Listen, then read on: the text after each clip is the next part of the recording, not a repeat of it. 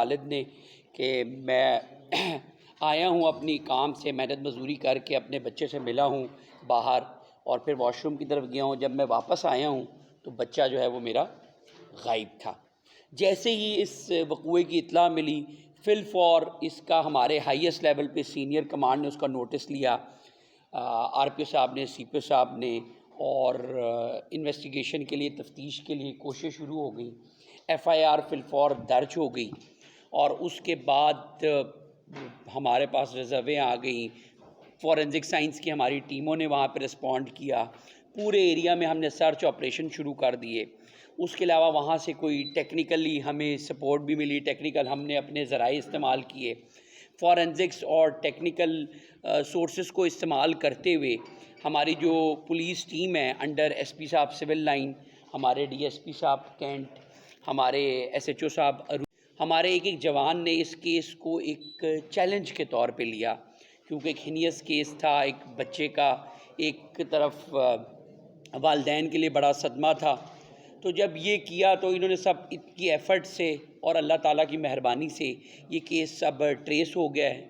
मुल्ज़िमा जो है वो हमारे कस्टडी में है और उसने एतराफ़ जुर्म भी कर दिया है। मुल्ज़िमा का नाम रमीन फ़ातिमा है और वो नेबर है, इनकी हमसाई है और वो इस वक्त पुलिस हिरासत में है। पुलिस अब अपनी इन्वेस्टिगेशन कर रही है। हमारी जो पुलिस टीम है इसने इस पर बड़ी मेहनत की है। मुद्दई के साथ हम सारा टाइम राब्ते में रहे हैं। जब से ये वक़ूआ हुआ है, हमारी पुलिस पार्टी ने ये जगह उस वक्त तक नहीं छोड़ी जब तक हिकमत अमली के तहत अगर हम कहीं इधर उधर हुए हों। इस दौरान इनको एक मैसेज भी आया था, SMS भी, जिनमें इनसे 90 लाख रुपए डिमांड की गई थी। तो हमारी जो पुलिस पार्टी है, हमारे जो मुतलका एसपी साहब, एसडीपीओ साहब, हमारे ख़ास तौर पे हमारे एसएचओ साहब जो अरूप हैं, उन्होंने इंतहाई प्रोफेशनली इस पे काम किया है।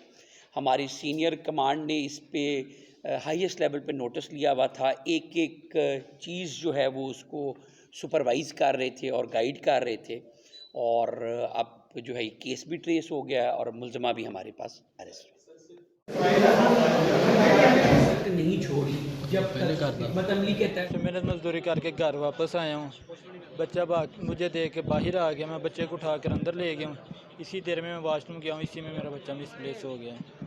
इतनी देर में वहाँ वेला मच गया। 15 पे मैंने कॉल चला दिया। पुलिस वालों ने अपनी कार्रवाई शुरू कर दी है। दूसरे दिन मुझे 2:51 पे इनके मैसेज आए हैं। 1 बाय 1 3 मैसेज हैं इनके। 90 लाख की डिमांड है। मुझे धमकी दी गई, अगर तुमने पुलिस को बताया तो तुम अपने नुकसान के खुद जिम्मेदार होगे। उसके बाद तीसरा जो मैसेज है सबसे डेंजरस, उन्होंने हमारे कानून को, हमारे सारे ये जो सिस्टम को चैलेंज किया। वो कहते हैं कि हमें आप ट्रेस नहीं कर सकते। मुझे जो ही मैसेज आया मैंने अपने जो तफ्तीशी अफसर साहब हैं उनको मैसेज सेंड कर दिया। इन्होंने अपनी वर्किंग स्टार्ट कर दिया। बस कल इन्होंने मुझे ये डेड बॉडी निकाल कर कहीं से दे, इनको कड़ी से कड़ी सज़ा दिलवाई जाए। जो भी इस केस में मुलव्वस है इनको इबरतनाक सज़ा दी जाए। आरपीओ साहब ने, हमारे गुजरावाला, हमारे सीपीओ साहब गुजरावाला, उन्होंने फ़ौरन उसका नोटिस लिया और इस पे फिल फॉर पर्चा दर्ज करके हमने अपनी जो सर्च ऑपरेशन की टीमें जो हैं उनको एक्टिवेट कर दिया और लाइकवाइज टेक्निकल जो टीम है उन्होंने भी अपना काम शुरू कर दिया। बच्चे के वालिद के नंबर पे एक मैसेज भी आया, SMS आया, जिसमें बच्चे के वालिद से 90 लाख रुपए डिमांड किए गए थे।